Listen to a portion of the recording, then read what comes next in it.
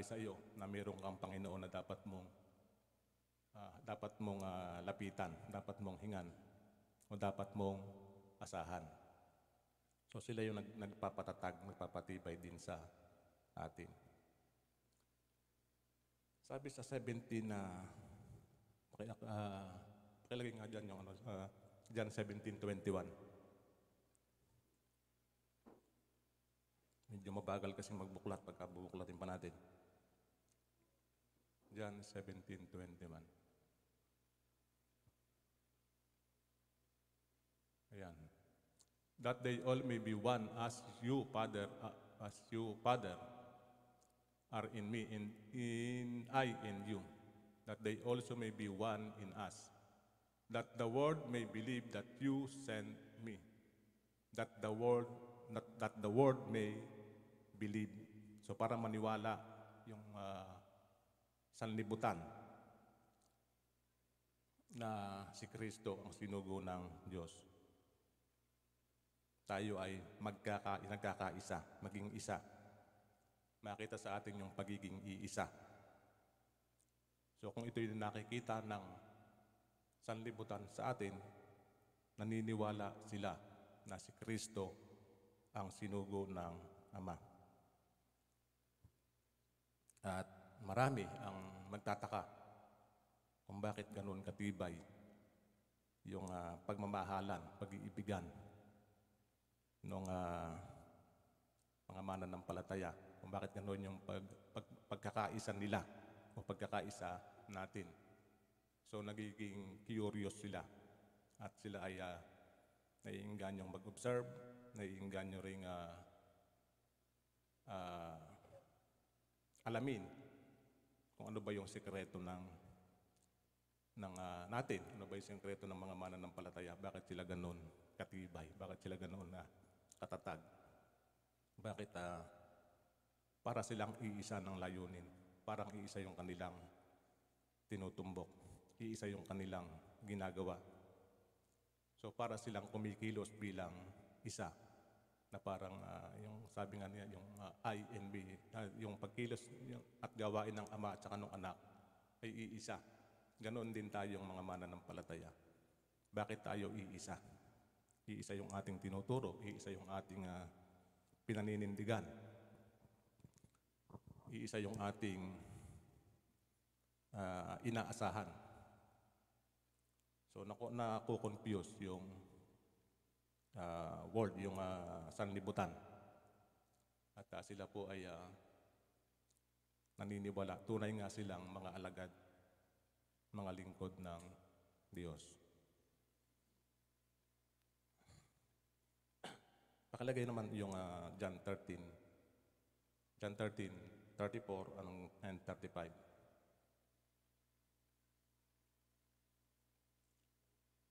John 13:34 saka 35.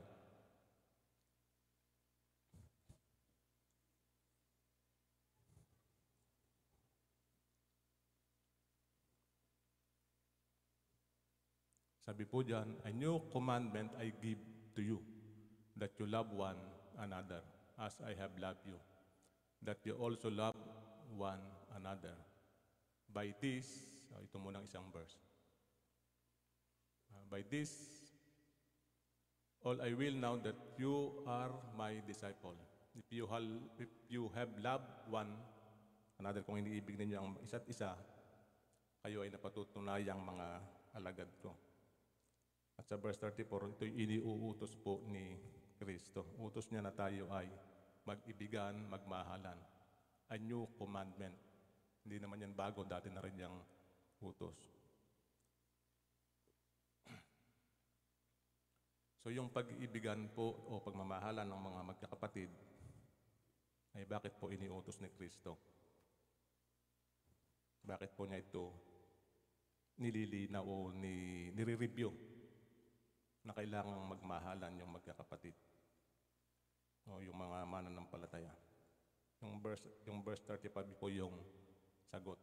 So nakikilala na tayo ay mga alagad ni Kristo kung tayo ay nagmamahalan. So ito po yung mark of a true believer. Hindi po tayo nag-iinggitan, hindi po tayo anong tawag doon, wala po tayong tinatangi sa isa't isa. Kagaya nga po nasabi sa awit kanina, tayo'y nagagalak na makasama yung bawat isa. Sa pagtitipon na ito, ako'y nagagalak na makita ka. O, totoo ba na kayo'y nagagalak na makita yung bawat isa? Amen. Wala kayong tinatangi. baka, baka kasi meron kayong ayaw makita sa loob ng church. Ayaw nyo makatabi sa upuan. So, ganyan po yung simpleng pagpapakita ng pag-iibigan ng pagmamahalan. Dito po sa Bible, iba yung tinuturo nila. Ang palaging tinuturo po sa Bible, yung pagtulong sa mga dukha, pagtulong sa mga nangangailangan. Iba po kasi yung sitwasyon nila. Dahil panahon po yun ng kahirapan. Maraming namamatay ng gutom. At iba naman po yung sitwasyon natin. Panahon po ng grace o biyaya ngayon. So, maluwag yung ating pamumuhay Kristiyano. Sa Bible study, okay lang ba sa inyo na palaging sa inyo yung Bible study? Okay lang na palaging sa bahay nyo? O baka kayo nagre-reklamo na? Baka sinasabi nyo, 2 linggo na sa amin, baka sa amin na naman ngayon. Baka pwede namang sa iba naman. Nagiging para tayong nag-iirita na yung palaging nasa bahay natin yung Bible study. So mga simpleng pagpapakita lang yan ng pagmamahal o pag-ibig sa kapwa.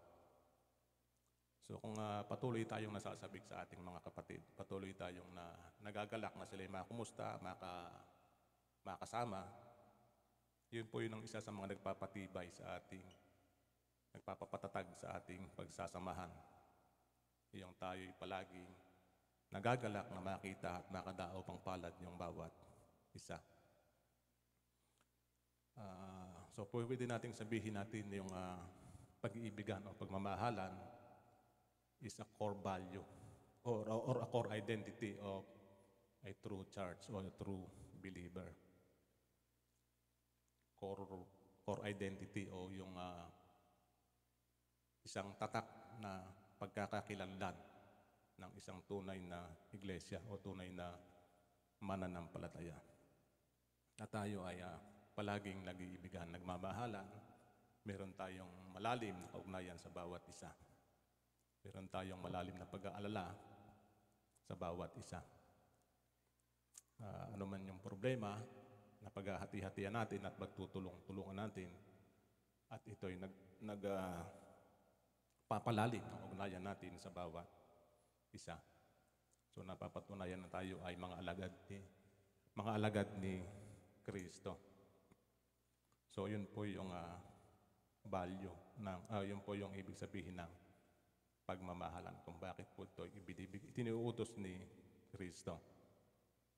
So tingnan natin yung bunga ng pagmamahalan o pag-iibigan sa bawat isa. Sabi po sa verse 2b, sa gayon magkakaroon sila ng ganap na pagkaunawang bunga ng tunay na pagkakilala kay Kristo, na siyang hiwaga ng Diyos. Sa Kanya natatago ang masaganang karunungan at kaalaman ng Diyos. So we gain wisdom and knowledge about Christ. Kung tayo po ay patuloy na nagmamahalan, patuloy na nag-iibigan. So lumalalim tayo sa pagkakilala kay Kristo. Nagkakaroon tayo ng karunungan at kaalaman tungkol kay Kristo. Sabi po sa 1 Corinthians 1:24, na si Kristo yung kapangyarihan at karunungan ng Diyos. So, kung gusto nating lumalim, kung gusto nating mas maunawaan pa, mas makilala pa si Kristo yung ating pag-aralan. Patuloy tayong mag-aral sa Kanya. Dahil sa iyong kapangyarihan at karunungan ng Diyos.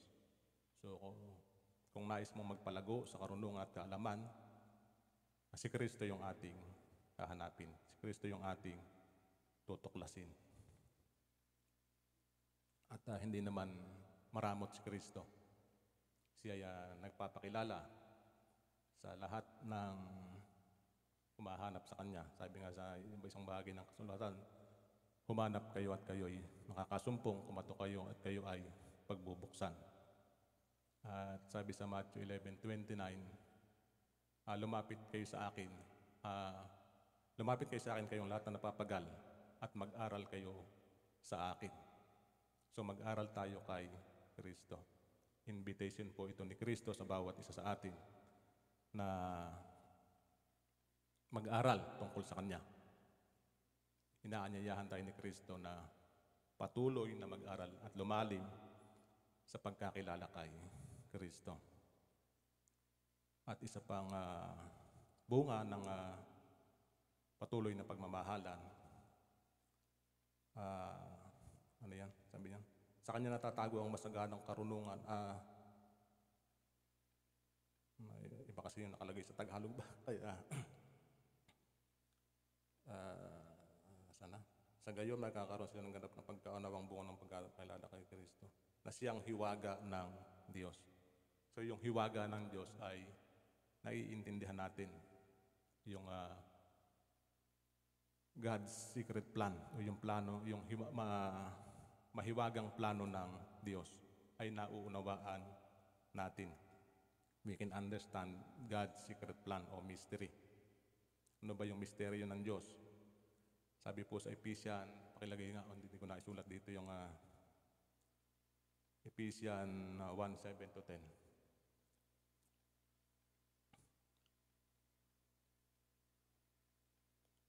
Ephesians 1:7-10. Hanapin ko na nga sa Tagalog para Tagalog yung aking babasahin. Sabi rito, ito po yung hiwaga ng Diyos. Tinubos tayo ni Kristo sa pamamagitan ng Kanyang kamatayan at sa kayo'y pinatawad ng ating mga kasalanan. Gayon kadakila ang pag-ibig na ipinadamanay sa atin. Binigyan na tayo ng karunungan at kabatiran upang lubos nating maunawaan ang Kanyang lihim na panukala na isa sa katuparan sa pamamagitan ni Kristo. At pagdating ng takdang panahon, ang panukalang ito ay pag-isahin kay Kristo ang lahat ng nasa langit at nasa lupa. So ito pala yung lihim na panukala ng Diyos. Pag-isahin kay Kristo ang lahat ng nasa langit at nasa lupa. At ito ipinahahayag sa ating mga hintil. At tayo ay binibigyan din ng Diyos ng karunungan at ng kabatiran. So siya nagbibigay sa atin ng karunungan at ng pagkaunawa upang maunawaan natin yung Kanyang lihim o yung Kanyang misteryo o yung Kanyang gawain. Nagiging misteryo lang namang ito kung ito inililihim sa atin. Pero dahil ipinahayag ito sa atin, hindi na po ito misteryo. Kanino ba ito mananatiling lihim? O kanino ito mananatiling misteryo? Sabi po sa aklat ng Mateo, chapter 10, minsan nagtanong yung mga alagad niya kay Kristo, bakit po kayo nagtuturo sa pamamagitan ng talinghaga? Sabi ni Kristo, ipinagkulob sa inyo na makaalam ng mga lihim tungkol sa paghahari ng Diyos.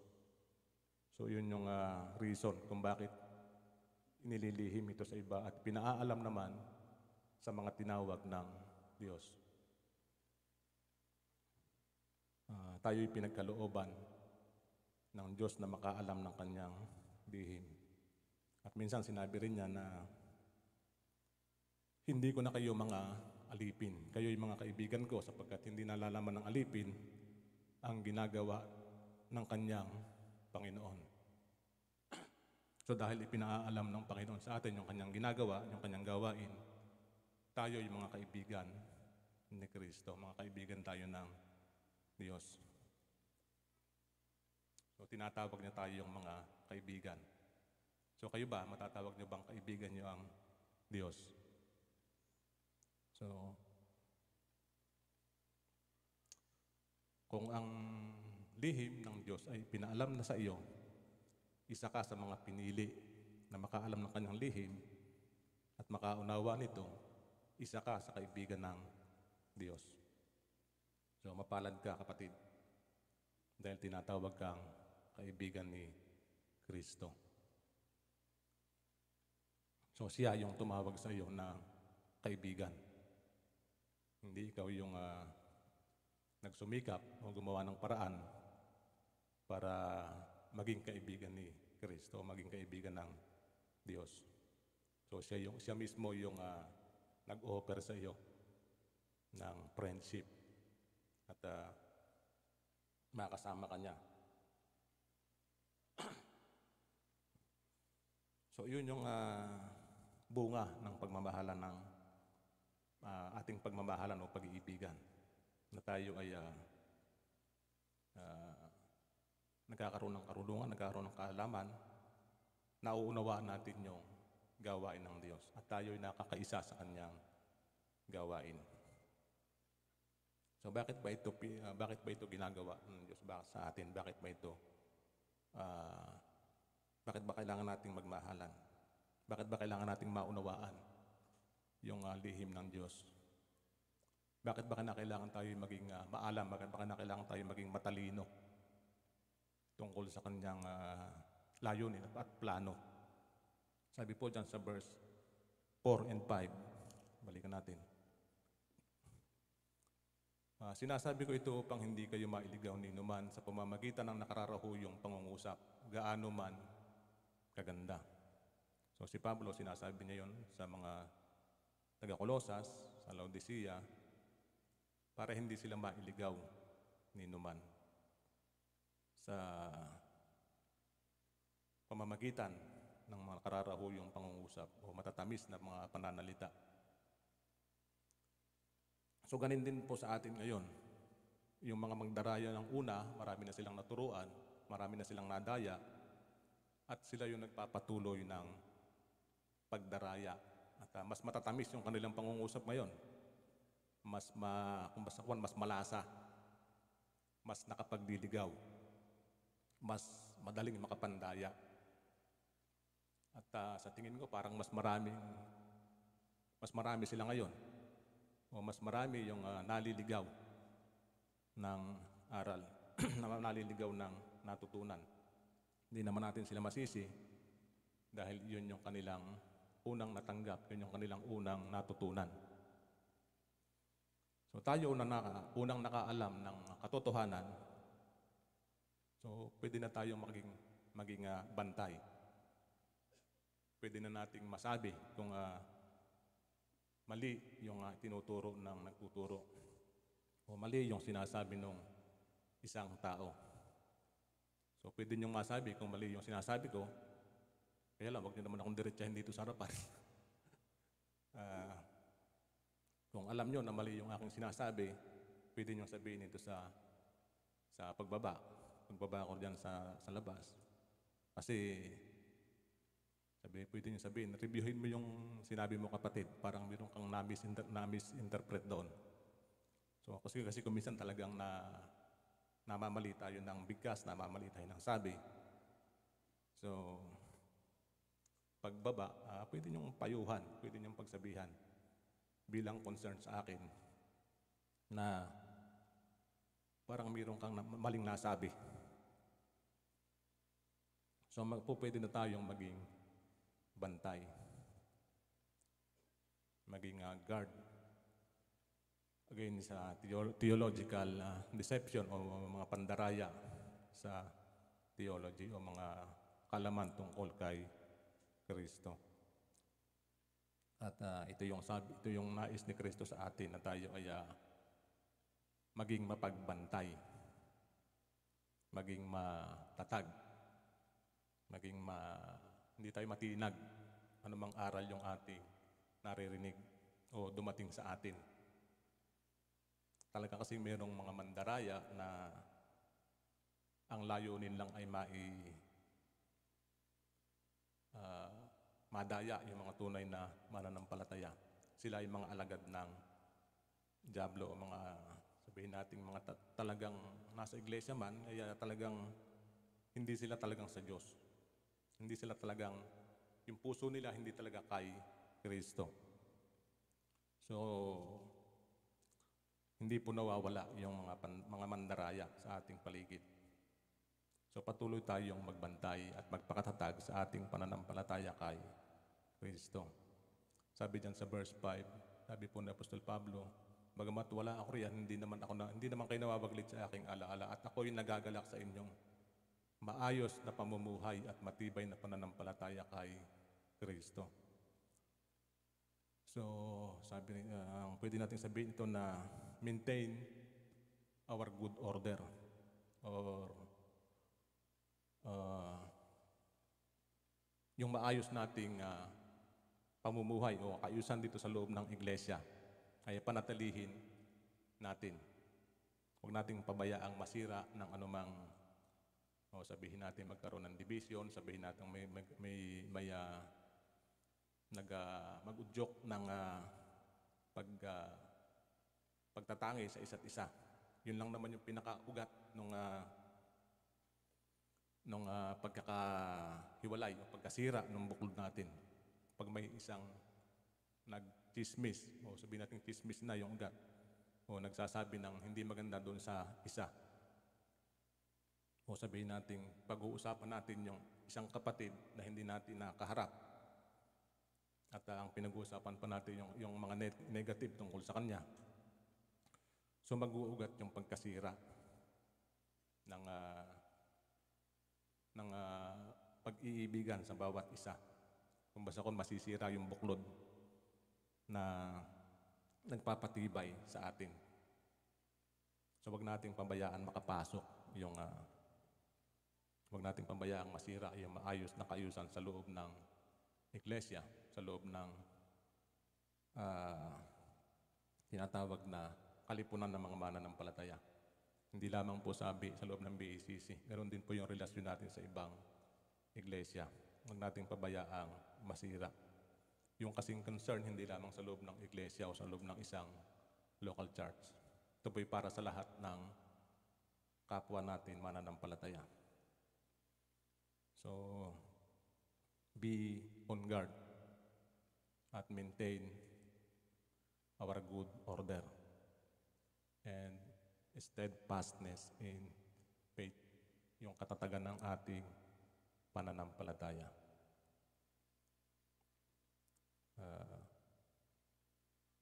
Tingnan ko nga yung nakalagay sa Colossus 1:21.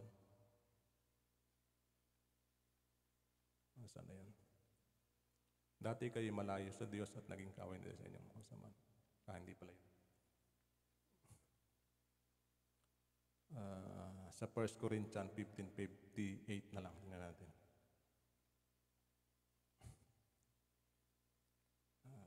Ako na maghanap para Tagalog yung ating babasahin. Corinthians 15:58.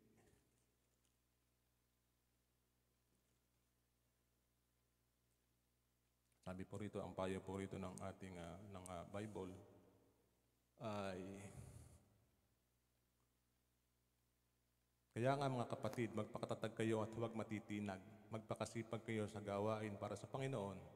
Yamang alam ninyong di masasayang ang inyong pagpapagal para sa Kanya. So maging immovable yung ating pananampalataya kay Kristo. Hindi po natitinag. Magpakatatag at huwag matitinag. Ano po ba yung ibig sabihin ng hindi natitinag? So ngayon po, medyo familiar tayo sa mga bagyo. Panahon kasi ng maraming bagyo ngayon. At panahon ng tag-ulan. So marami tayo nababalita ang mga puno na nagtutumbahan dahil sa malakas na ihip ng bagyo. Pero hindi naman lahat ng puno ay kayang itumba ng bagyo. Mayroong nagkakabali yung mga sanga, pero nananatiling nakatayo, nananatiling matatag. Yun po yung ibig sabihin ng immovable faith. Mayroong mga bahay na natatangay ng baha, naaanod ng baha. Pero hindi naman lahat ng bahay na madaanan ng baha ay matatangay o maitutumba. Meron pong Meron lang pong natatangay at merong nananatiling matatag. At yung iba nga ay dekadang panahon na nasa tabi ng ilog o tabi ng sapa, paulit-ulit ng dinaanan ng baha, hindi naman po na nagigiba o nabubuwal o naaanod ng baha. Meron akong naalalang lesson kwentong sa aklat po ng Matthew na yung nagtayo ng bahay sa buhanginan, dumating po yung bagyo at dumaan yung baha, ito po ay natangay at nawasak. At meron namang nagtayo sa ibabaw ng bato, sa ibabaw ng pundasyon, dumaan yung sakuna, dumaan yung bagyo, siya po ay nanatiling nakatayo at nanatiling matatag. Yun po yung mga immovable o hindi natitinag na pananampalataya. Marami mang sakuna ang dumating sa buhay natin, hindi po nababago yung ating pananampalataya kay Kristo. Hindi po matitinag. So marami man tayong madinig na pandaraya, maranasang pandaraya, matatamis na pananalita, hindi po tayo kayang tinagin, hindi po tayo kayang gibain. Alam niyo yung matatamis na pananalita talagang minsan parang gusto tayong maingganyo, parang gusto tayong mailigaw. Para bang tama yung kanilang sinasabi. Katulad ko po nung una, nawili ako ng pakikinig doon sa dating daan. Para bang tama-tama yung sinasabi.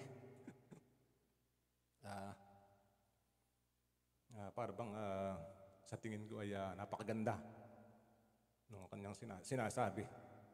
At naisipan ko pang hanapin yung kanilang pinagdarausan. Buti na lang hindi ako napunta roon. So ganun hanggat tumatamis, hanggat gumaganda yung pangungusap, mas madaling maggiba ng pananampalataya ng isang mananampalataya. Pero sino ba yung po pwedeng mailigaw? Sino ba yung pwedeng madaya? Sino ba yung po pwede pang mahila? Ito po yung mga taong hindi pa nakasentro yung buhay kay Kristo. Mga taong anong tawag doon, yung bagamat na kay Kristo ay yung sarili pa niya yung naghahari sa kanya. Yung sarili pa niyang kaalaman, yung kanyang pinaiiral sa kanyang buhay. Yung kanyang paninindigan, nasa kanya pa rin sarili, siyang namimili ng kanyang paniniwalaan, yung kanyang paninindigan. Kung basta siya yung nagpapasya sa kanyang buhay, hindi po si Kristo. Hindi po naka-align kay Kristo yung kanyang buhay. At ito yung mga taong hindi patiyak yung kanilang paniniwala kay Kristo, yung pananampalataya kay Kristo. Totoo ba na kaya tayong iligtas ni Kristo? Totoo ba si Kristo? Totoo ba yung sumampalataya ka lang, maliligtas ka na? Hindi ba mayroon pang kailangan gawin? Hindi ba kailangan ganito, ganoon? So yun po yung madali pang mailigaw. Mga hindi pa ganoon katibay yung pananampalataya, paniniwala sa ginawa ni Kristo. Para bang hindi pa sapat yung buhay ni Kristo. Hindi pa sapat yung hindi pa sapat yung kanyang ginawa sa krus na kabayaran na nung bunga ng kanyang kasalanan. So kailangan maging matibay tayo, yung isang tao, sa paniniwala tungkol sa ginawa ni Kristo sa kanyang buhay. Na yung buhay ni Kristo ay sapat ng kabayaran sa bunga ng kasalanang kanyang ginawa. At dahil sa ginawang ito ni Kristo, siya ay napatawad na. siya ay ah, inilipat na mula sa kamatayan patungo sa buhay. Yun ang dapat na manatili sa isang tao para siya ay hindi madaya. At yung pagiging ignorante natin tungkol sa misteryo ng Diyos, na kung paano niya itong ginawa, kung paano ito nalihim sa iba at inihahayag sa atin. So yung kulang ng kaalaman tungkol sa misteryo ng Diyos, ang siyang po pwedeng madaya at mailigaw. So ano yung dapat nating gawin para tayo ay hindi maging ignorante tungkol sa misteryo ng Diyos, sa misteryong ni Kristo, na kay Kristo. So patuloy nating aralin yung tungkol sa buhay ni Kristo, tungkol sa plano ng Diyos sa buhay natin, tungkol sa ginagawa ng Diyos sa buhay ng bawat isa sa atin. Ano ba yung plano ng Diyos sa buhay mo? Ano ba yung plano ng Diyos sa buhay ko? So dapat maging malinaw ito sa bawat isa sa atin. Paano ba ako tinawag ng Diyos? Saan ba ako tinatawag ng Diyos? Saan ba ako gagamitin ng Diyos? At bakit ba ako tinawag ng Diyos? Ako ba'y karapat-dapat sa gawain ng Diyos? So dapat itong maging malinaw para tayo ay hindi madaya, hindi tayo maligaw sa takbo ng sa nilalakaran ng ating buhay. So, sundin natin yung isa pang payo ng Biblia dito sa aklat po ng Korinto. Sabi rito sa 16:13 ng unang Korinto, maging handa kayo at mapagpakatatag sa inyong pananalig. Magpakatapang at magpakatibay. Ang lahat ng ginagawa ninyo, gawin ninyong may pag-ibig. So lahat pala ng ating gagawin ay udyok ng pag-ibig.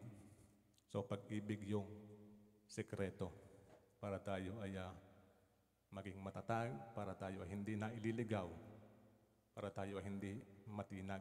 Manatili tayo sa pag-ibig na ibinigay sa atin ni Kristo. Yung pag-ibig na ipinadama niya sa atin, yun din yung makita at maipamuhay natin. So nais ni Kristo na tayo ay magpatuloy na nagmamahalan, nag-iibigan, at maipakita natin ito sa gawa. Maipakita natin sa matibay na paninindigan, sa aral na tinanggap natin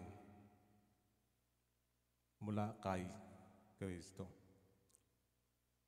So patuloy mong mahalin ang iyong kapatid, patuloy mong mahalin ang iyong mga kapwa mananampalataya.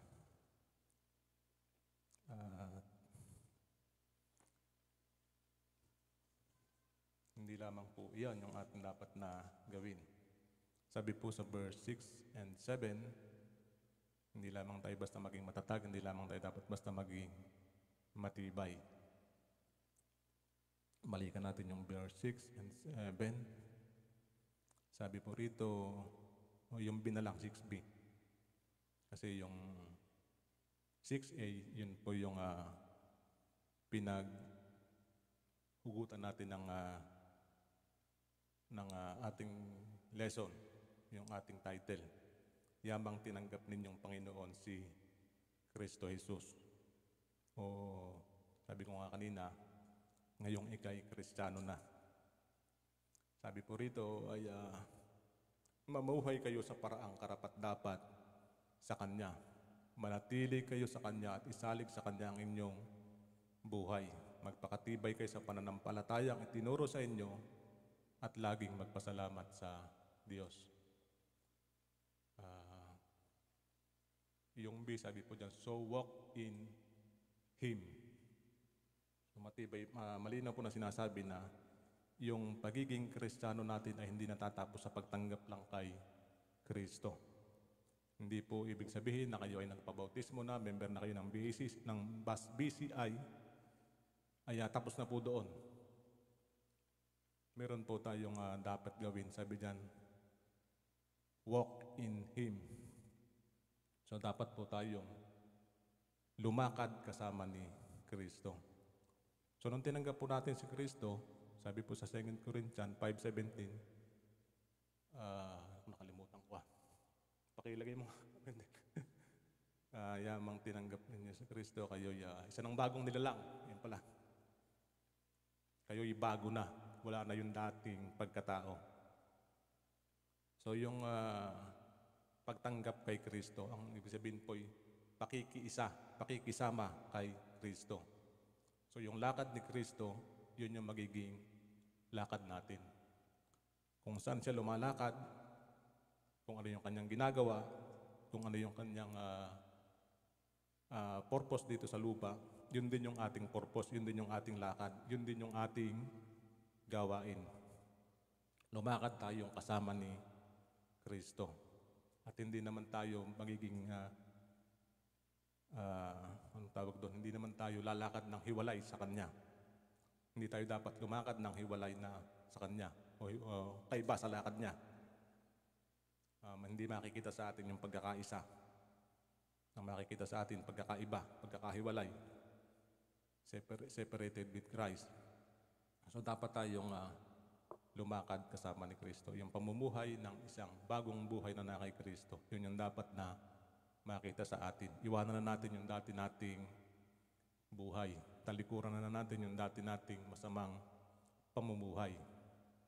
At lakaran yung bagong buhay na ibinigay sa atin ni Kristo. Ibig sabihin lakaran, magpatuloy.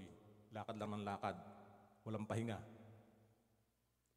At sabi nga naman ni Apostol Pablo, hindi lang lakad, takbuhin. Natapos ko na yung aking takbuhin. So bakit takbuhin yung kanyang sinasabi? Si Pablo kasi medyo urgent yung kanyang ministry. So parang sabihin natin sa kanyang pakiramdam kailangan. Sa kanyang pakiwari ay napakarami no? Kailangang marating niya, umaabot ng kanyang mensahe. Yun yung isang dahilan kung bakit sinabi niyang takbuhin o dapat na gawin. Maging urgent yung kanyang gawain dahil kailangan. So sa atin yung pinagagawa sa atin yung buhay na dapat nating nilalakaran ay hindi naman takbo kundi lakad. Kaya lang dapat tayong nagpapatuloy. Hindi tayo dapat na tumitigil. Hindi dapat na magkaroon ng katapusan. O sabihin natin nakapag-save na ako ng ilang katao, pwede na siguro yung kay Kristo. Nakaka-attend naman ako ng church linggo-linggo, pwede na siguro yun.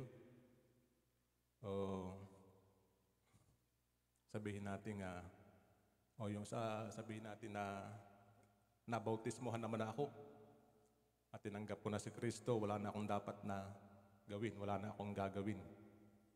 So kung minsan dito nadadaya yung iba, pagkatapos daw tanggapin, wala na. Hindi po yun yung tinuturo ng natin sa ating iglesia. Tayo'y magpatuloy na lumakad kasama ni Kristo. At makatitiyak tayo na hindi tayo nag-iisa.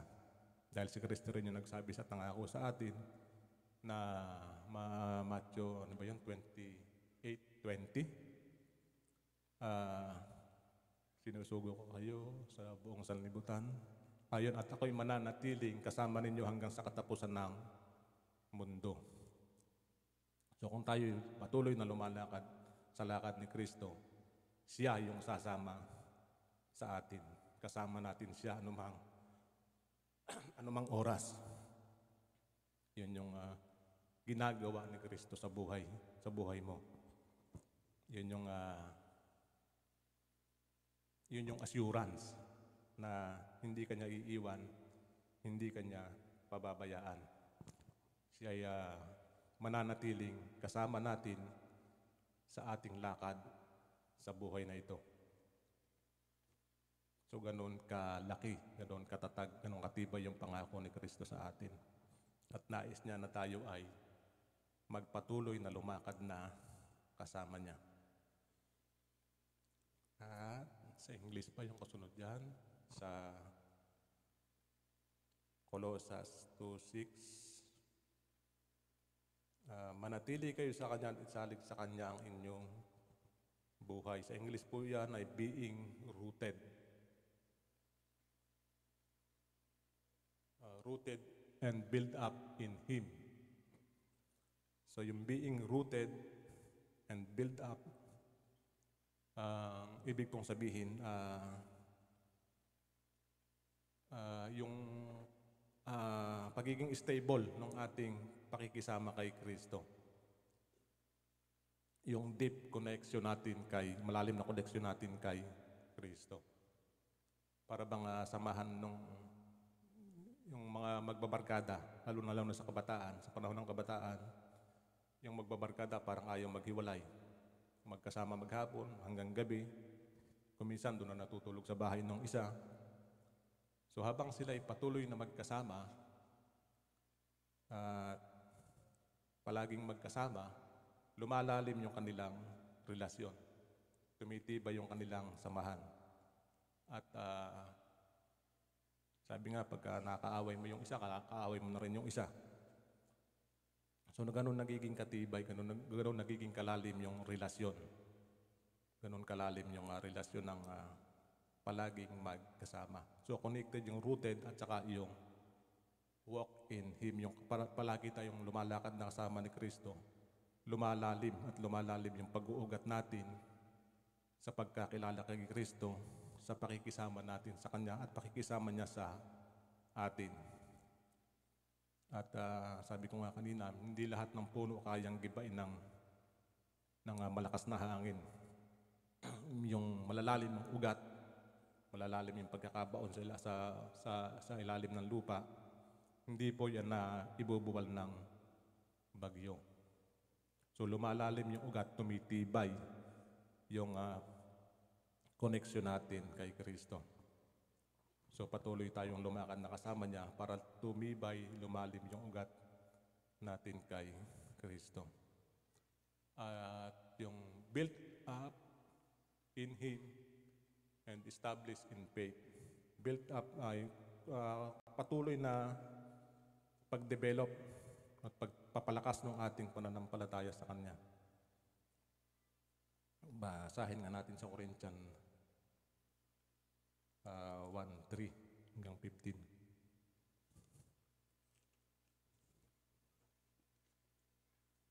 Napalampas.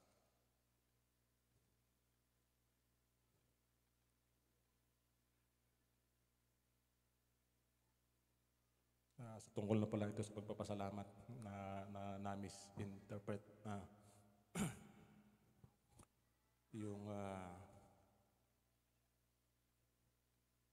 yung pagiging pag-build up o pagpapatibay ng pananampalataya kay Kristo ay pagpatuloy nating patatagin. Magpatuloy lamang tayo sa pagtuklas tungkol sa mga lihim ni Kristo para ma-build up yung ating pamumuhay bilang isang o mamunga yung ating pamumuhay bilang isang mananampalataya.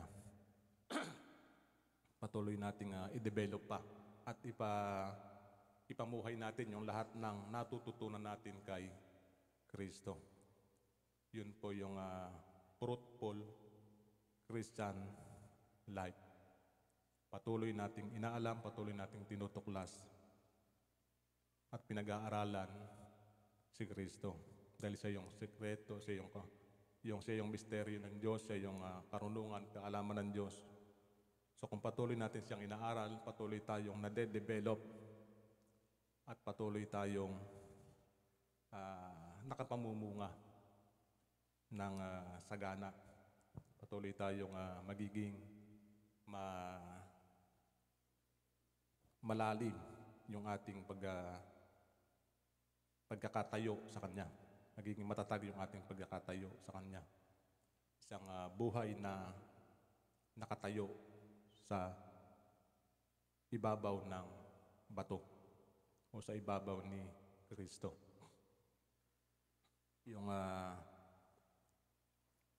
Yung ating buhay ay nakasalig kay Kristo. So lahat ng natututunan natin, lahat ng ating natutuklasan, dapat natin itong ipambuhay, ipakita sa sanlibutan at ipadama sa ating mga kapatid. Nais ni Kristo na lumalim din tayo ng lumalim sa pagkakilala sa Kanya at lumalim tayo sa pagkakatayo sa Kanyang aral, sa Kanyang pundasyon. Sabi nga dito, just as you were instructed, kagaya ng itinuturo sa atin, kagaya ng natututunan natin sa bawat linggong tayo ay nakikinig ng mensahe ng Diyos. So yung bawat natututunan natin linggo-linggo, dapat maipamuhay, makita sa buhay natin. Naipapamuhay ba natin? Naipapakita ba natin? O nai-apply ba natin sa buhay natin yung lahat ng mensaheng tinatanggap natin? O nagkakaroon ba ito ng kapangyarihan sa buhay natin? Bumabago ba ito ng ating buhay?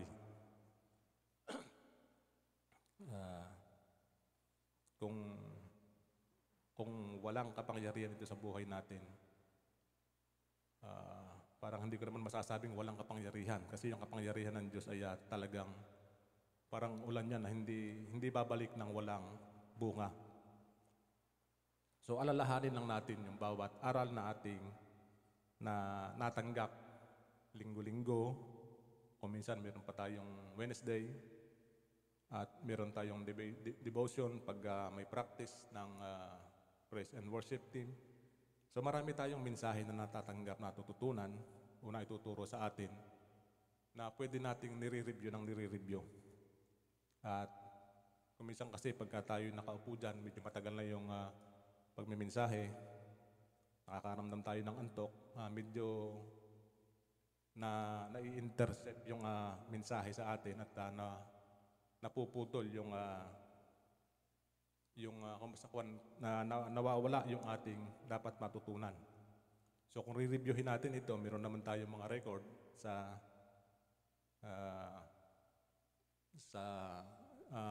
Facebook at saka sa YouTube.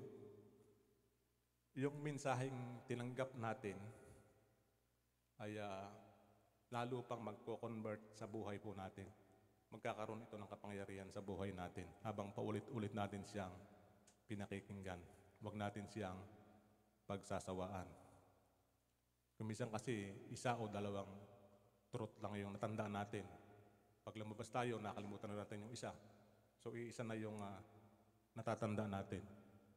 So tayo ay mag-review para yung kabuuan ng mensahe ay kumilos sa buhay natin. At sa huling bahagi ng ating talata, sabi diyan, abounding in it with thanksgiving. So palagi tayong magpasalamat. So hindi lamang patuloy. Yung iba hindi naman nakakapagpasalamat. So learn to be grateful. So pag-aralan natin na palaging mapagpasalamat. Kung minsan yung pinagpapasalamat lang natin, yung biyaya na tinanggap natin, biyayang material, biyayang ano man tawag doon? Yung nakatanggap tayo ng malaking pera. Yun yung mga pinagpapasalamat lang natin. Hindi na tayo makapagpasalamat pagka tayo ay sabihin natin wala tayong pera, o wala tayong ganito. So nakakalimutan na nating magpasalamat sa Diyos na yung nagising ka lang kaninang umaga na wala kang karamdaman, malakas ka, kahit wala kang pera, kahit tuyo lang yung inalmusal mo, ay biyaya na yun ng Diyos sa buhay natin. So pag-aralan natin na tayo ay laging nagpapasalamat sa Panginoon. Hindi lamang basta pagpapasalamat. Kuminsan simpleng-simple yung pasalamat natin. Thank you po, Lord. Salamat po, Panginoon. Parang ganun lang kasimple. Pero dapat overflowing tayo sa pagpapasalamat sa Panginoon. Sabi yan, abounding in it with thanksgiving. So recognize natin kahit na parang sa tingin natin, hindi blessing yung dumating sa buhay natin. May plano yun Diyos sa buhay natin kung bakit natin ito nararanasan. At magbibigay ito o magpapatibay ito sa atin pagka natupad yung purpose ng Diyos sa buhay natin at tayo'y patuloy na nakapagpapasalamat at dumating yung takdang panahon na ibinigay sa iyong biyaya, magiging doble-doble yung ating pagpapasalamat. Kaya pala ito nangyari sa buhay ko, ganito pala yung plano ng Diyos sa akin. So yun yung huling bahagi ng ating talata. Abounding in it with thanksgiving. So tayo po ay palaging maging mapagpasalamat sa Panginoon. Ano man yung dumarating sa buhay po natin. I-recognize po natin na ito ay blessing ng Diyos sa atin. Ito ay biyaya ng Diyos sa atin. At tayo'y masayang nagpapasalamat. Baka napipilitan lang yung ating pagpapasalamat. At yung pagpapasalamat, natural na bumukal sa ating puso. So pabayaan natin yung ating puso ang magpasya tungkol sa ating pagpapasalamat. Pagpasyahin natin yung ating puso, hindi lamang yung ating isipan, hindi lamang yung ating mata ang magpasya. Ano ba yung dapat nating ipagpasalamat sa Panginoon? Madalas kasi nakapokus yung ating mata sa nakikita natin. Hindi tayo nakapokus sa plano ng Diyos sa buhay natin. At batay nga sa pinag-aralan natin kanina, hindi naman lihim sa atin yung plano ng Diyos sa atin. So yung bawat plano ng Diyos sa buhay natin ay dapat nating ipagpasalamat dahil ito ay tungkol sa ikabubuti ng bawat isa sa atin. So maging matibay tayo sa pananalig kay Kristo, sa pananampalataya kay Kristo. Maging mapagpasalamat tayo sa lahat ng ginagawa niya at gagawin pa niya sa buhay natin. At panatilihin natin yung bigkis ng pagmamahalan, pag-iibigan sa bawat isa po sa atin. Magkaroon tayo ng malalim na pag-aalala o matibay na pag-aalala, pagmamahal sa ating kapwa mananampalataya.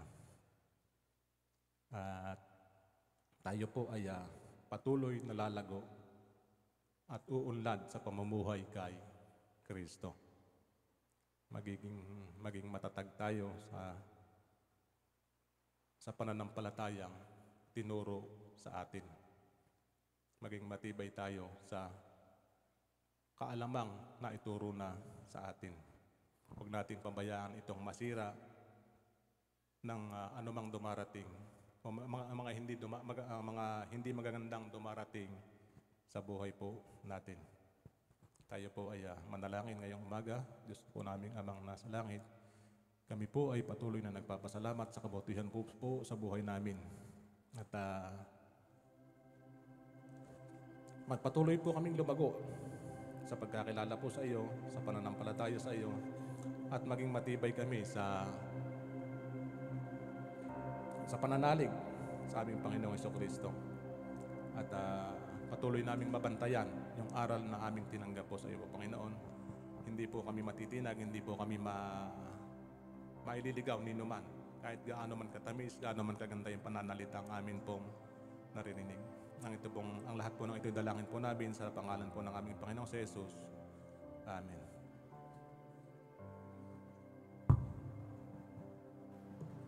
Bago po natin awitin yung ating commitment song, ay magkaroon tayo ng personal na pananalangin.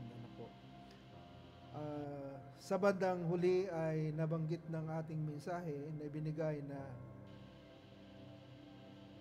yamang tayo ay tumanggap na kay Kristo. Yung last nung verse, magkaroon tayo ng pagpapasalamat o puspos ng pagpapasalamat sa Panginoon sa kabutihan niya sa atin. Nag-uusap kami ni Mrs. dahil panayang ulan. Alam niyo po ba na tulo dito, tulo doon sa loob ng bahay. Pag pumasok po kayo dyan, maraming timba at saka yung sahod ng tubig. Kasi po ay mukhang hindi na malagyan ng solusyon yung bubong dahil ang dami nang nagastos dyan noong nakaraang tagulan.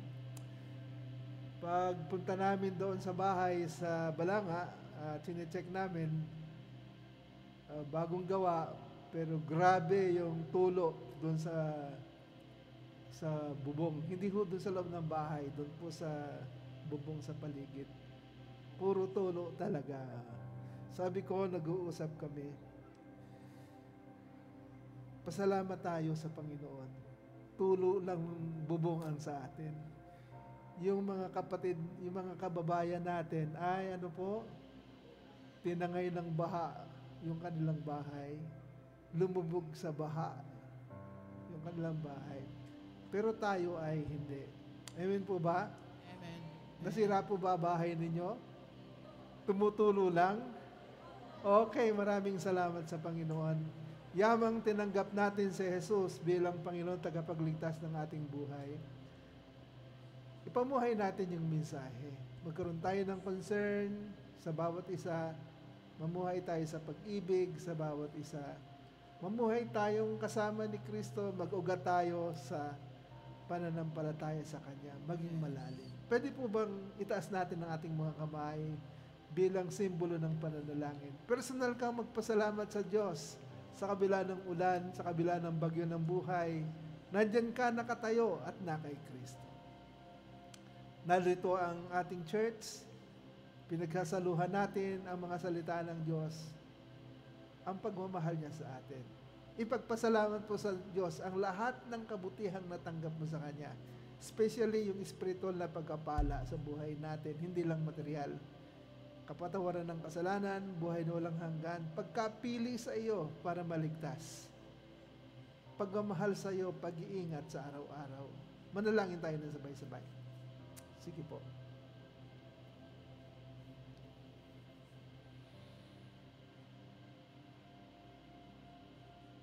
Ama naming Diyos na makapangyarihan sa lahat, sabay-sabay kaming nananalangin, nagpapasalamat sa kabutihan mo sa buhay namin.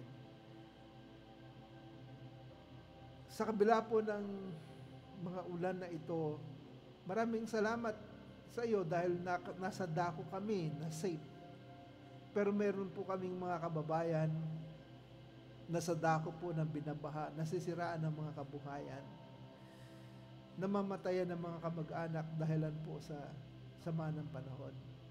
Nananalangin po kami, dakilang Diyos, na hindi lamang kami ang iyong proteksyonan. Nagtitiwala kami sa iyong protection, kundi lahat po ng mga nagmamahal sa iyo. At sa mga taong hindi pa nakakaunawa ng iyong pagmamahal, kilala ka nila, alam nila ang nangyari kay Jesus, subalit hindi nila naunawaan ang kagandahang loob, ang biyaya. Kaya ngayong umaga, naghahandog kami ng buhay na nanalangin, nagpapasalamat sa kabutihan mo po sa amin.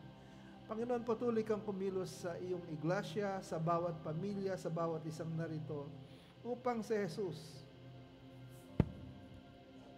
ang maging sentro ng buhay ng bawat isa. Magugat kami sa sa pananampalataya kay Kristo. Mamuhay kaming kasama ng Kristo. Magugat kami ng malalim sa pagmamahal ni Jesus Christ sa amin. At maipamuhay namin ang pag-ibig na ito. At anumang mangyari sa buhay namin, patuloy kaming maglilingkod sa iyo. Ama naming Diyos, maraming salamat sa mensaheng kaloob mo ngayong umaga. Nais ka naming itanghal sa aming buhay. Sa pangalan po ng aming Panginoong Hesus, lahat po ng ito ay dalangin namin. Amen.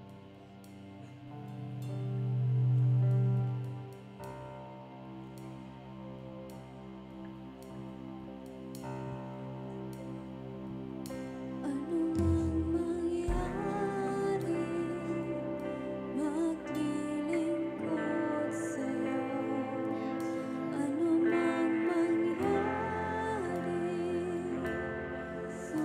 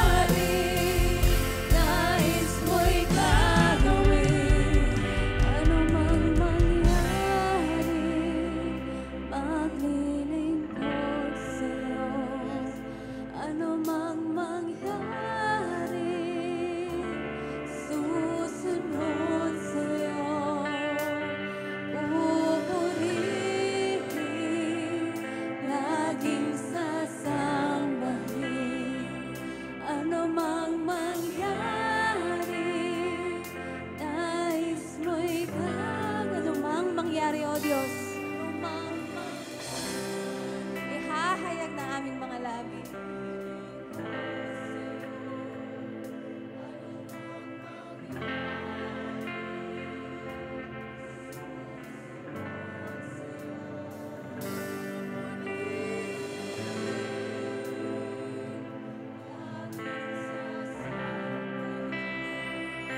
Ano mang mangyari, nais mo'y gagawin.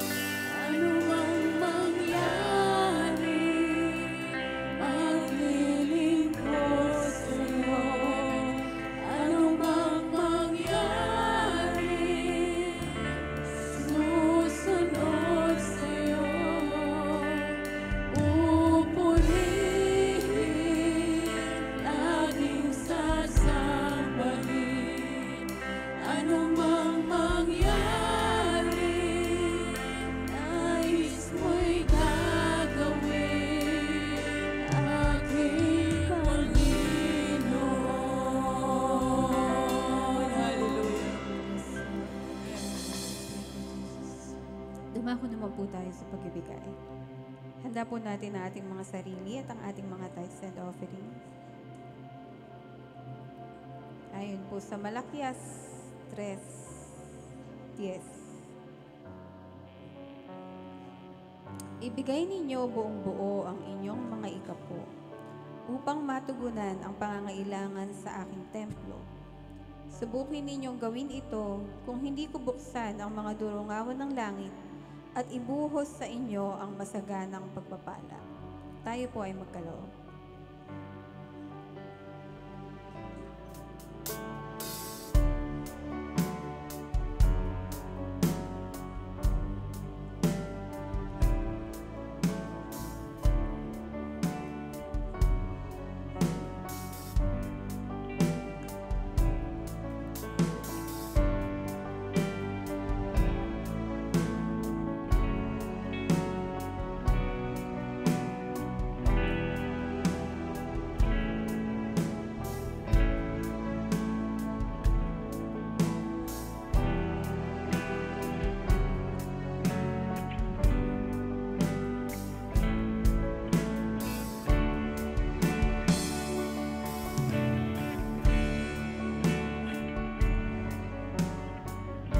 Panalangin po natin ang ating mga handog.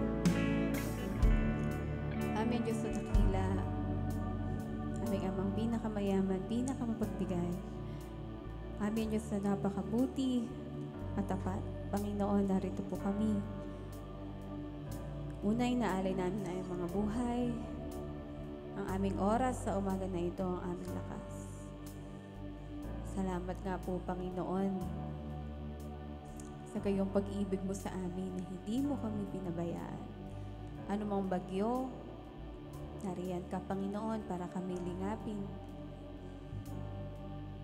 Ikaw ang aming Diyos na nagmamalasakit. Inaalala mo ang aming kalagayan, O God. Kaya narito, O Father, binabalik namin sa inyo ang lahat ng mga pagkapalang binibigay mo sa amin. Pagpalain mo, Panginoon, ang mga tithes and offerings na ito, O Father God.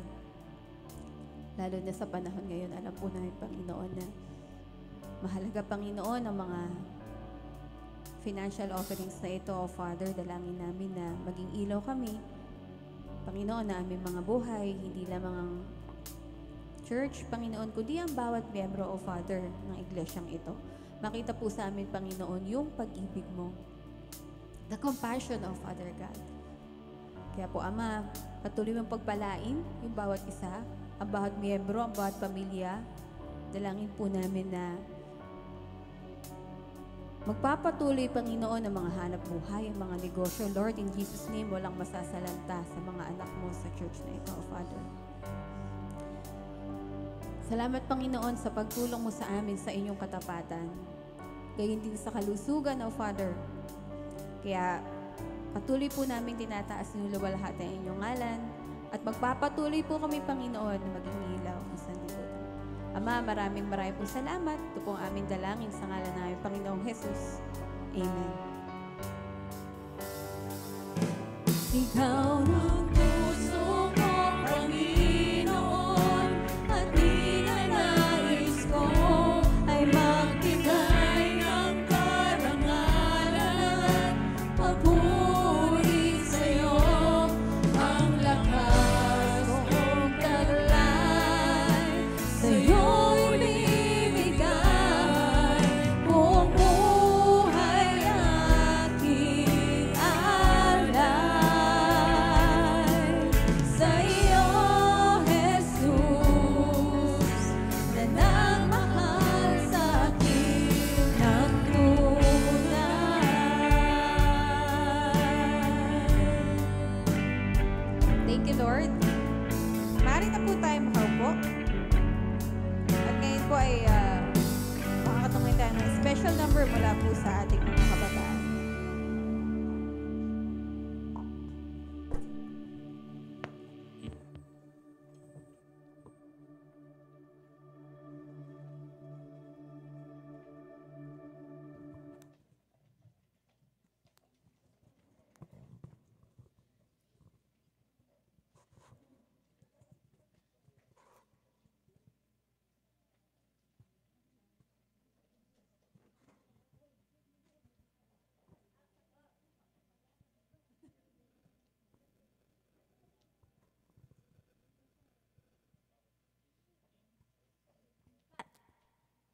Huh? Ephesians 1. Ephesians 6:1. Children, obey your parents in the Lord, for this is right.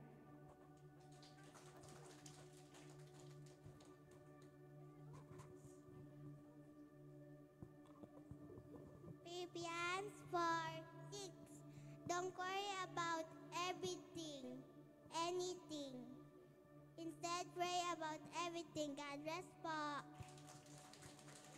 Unang 1, chapter 2, verse 2. Si Kristo ang handog para sa kapatawaran ng ating mga kasalanan at pati na rin ng mga kasalanan ng buong mundo.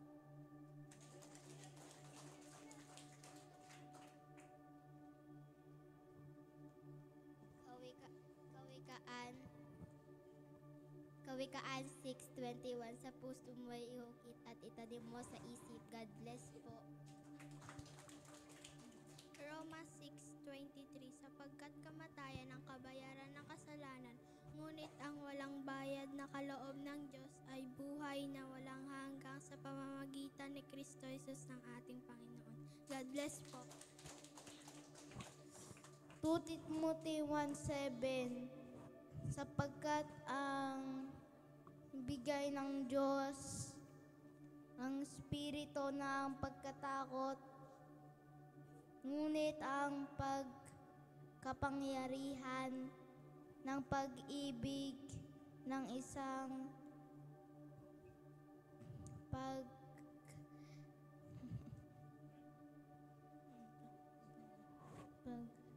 pagmamahal at isang mainam pag-iisip.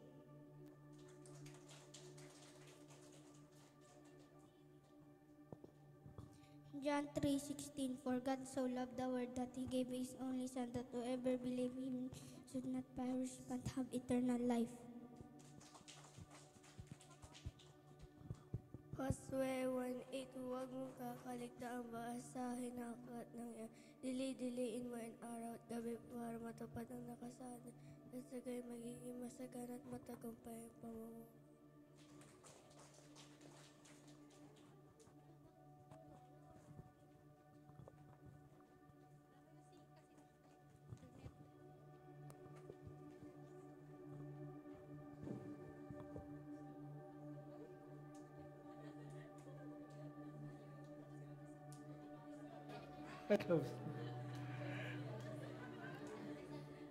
Masaya yung mga bata. Ano?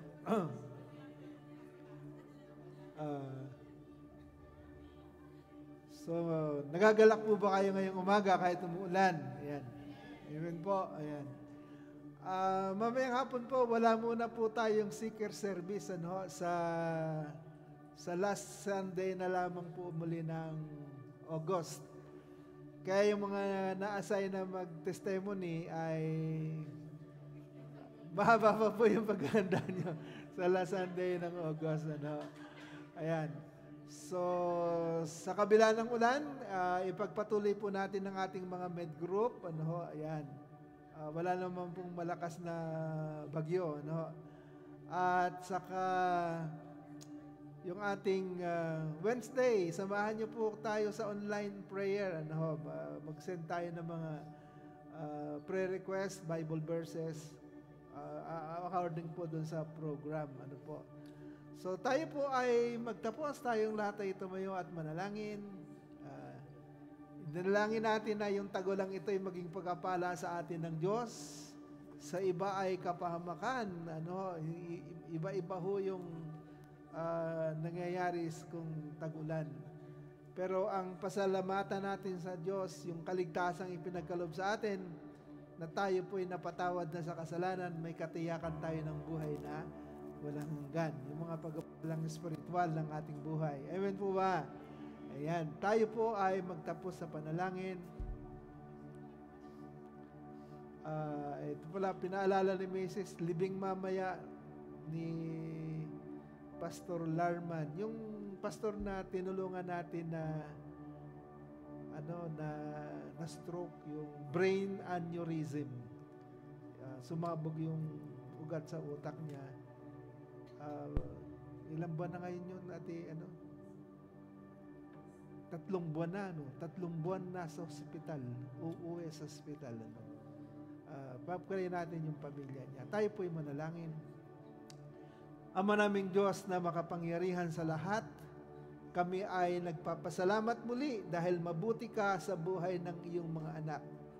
Bagaman po may mga trahedya sa buhay, may mga kung tawagi pagsubok, katulad po ng nangyari sa isa naming kamanggagawa sa Pilar na napakasipag sa gawain, subalit isang pamamaraan ng pagpuham mo sa kanyang buhay ay mabigat, masakit.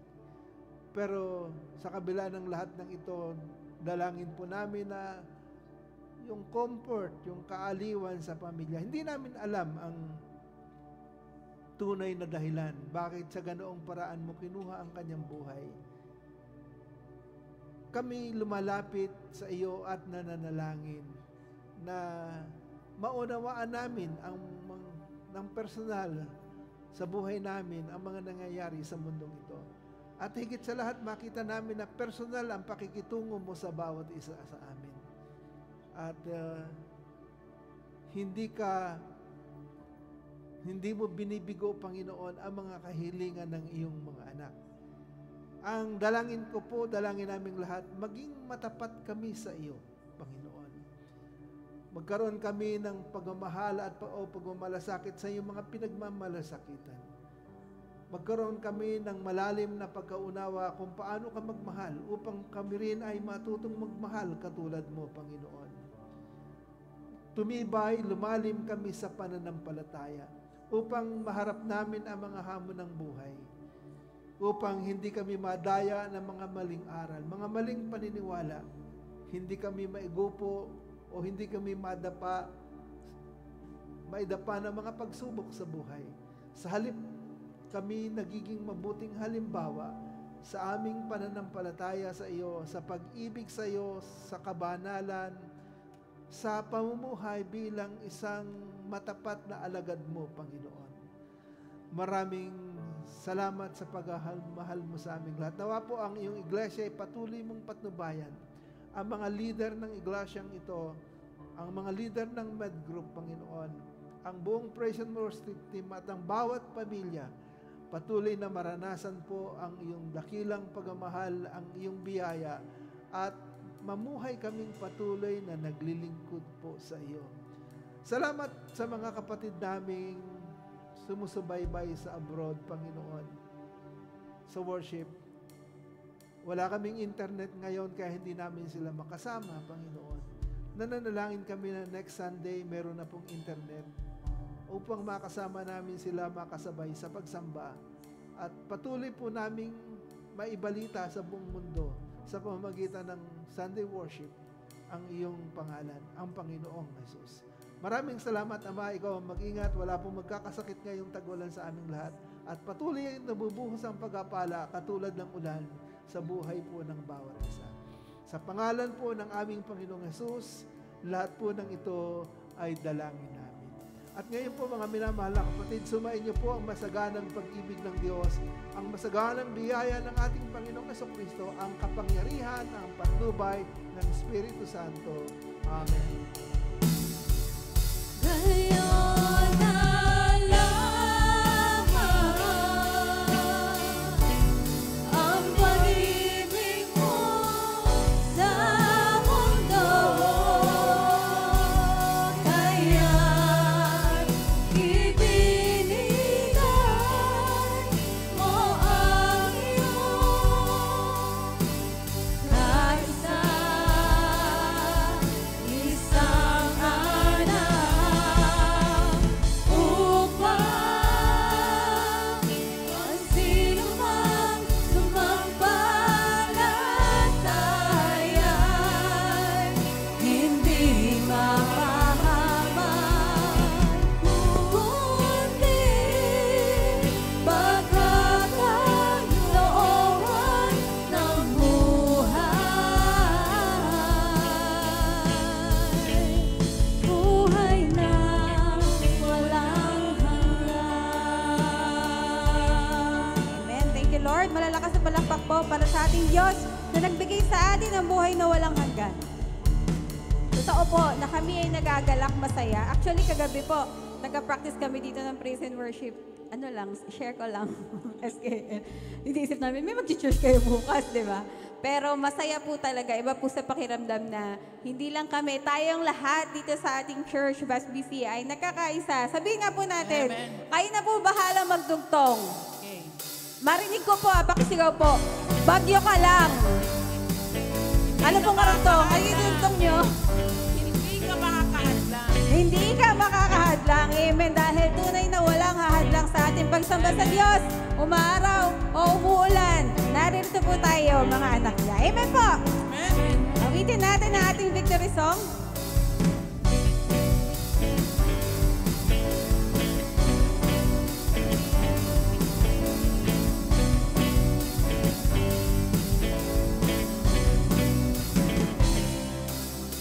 Kami ay nagkatipon sa ngalan mo, Panginoon. Ang lahat ay nagdiriwang, ikaw ay kapiling ngayon. Umuulan ang pag-asa, kami ay nagkakaisa. Luman ang aming katayuan, inibig mo ng lubos. Sabay-sabay. Sabay-sabay nagkakalat sa indak ng papuri nito. Sabay-sabay nagkakalat sa sayaw at papuri sa'yo. Habang-habanghang pag-ibig lampas langit sa amin tumubos. Di karapat-dapat pagbalain, ngunit biyaya mo'y binuhos. Habang-habanghang pag-ibig lampas langit, kami minahal mo lubos. Aming itatanghal, pangalan mo, Jesus.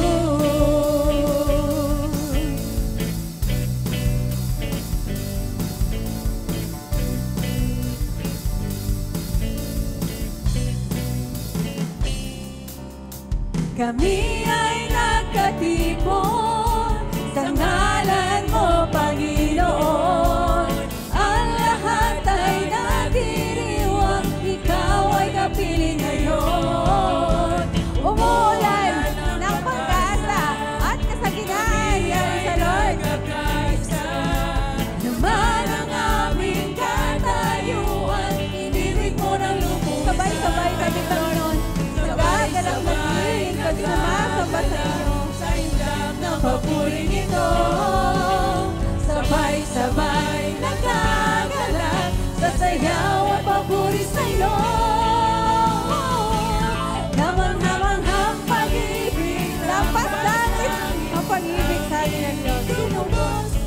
Di karapat-dapat pagpalain, ngunit biyaya mo'y binuhos.